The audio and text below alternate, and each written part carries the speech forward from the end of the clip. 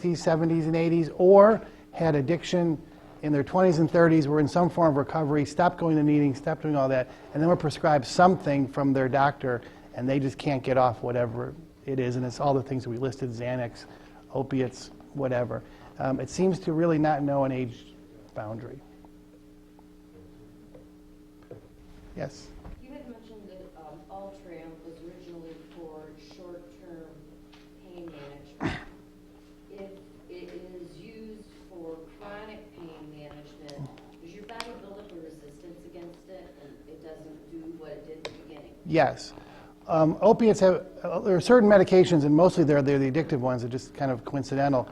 Only certain medications, when you're exposed to them, your body will develop what's called tolerance, which is this change in the receptors of the cells that it's reacting to, such that you need more of that medication to get the same effect. Or if you stayed on the same level, your effect would reduce over time. All opiates do that, which are the Vicodin, the heroin, the morphine, all that. Ultram works just the exact same way. Over time, the body becomes not resistant, but it becomes tolerant. It needs more and more of that medication.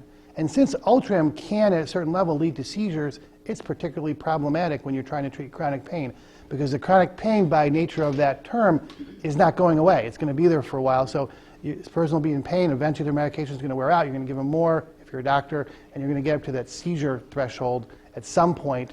Or if you don't get to the seizure threshold, you stop their medicine, you have a patient who's suffering because they're just not getting good pain relief. Yes? Do you know if anything is being done to increase the knowledge in medical education, whether you're becoming a nurse or a doctor or PA? You know, all I can tell you is I've been asked to give a lot of talks lately, so I'm hoping that's spreading the word a little bit. In fact, in the last week, I spoke in Flint to a group of doctors and nurses, and on Friday I spoke to a group of nurses. And so we're getting, the word's getting out. Of course, I'm not the only source of information, I hope. That would be really, really bad. But, you know, we're getting it out there, and it would ideally be a greater part of the curriculum in nursing school and in medical school.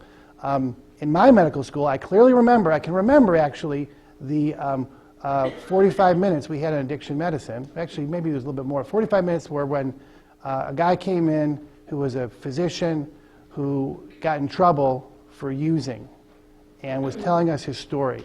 And I remember that. I remember the take-home point is don't get caught. Because you'll be talking to a medical school, and the students will be aghast. Any other questions? Are we done? All right, thank you.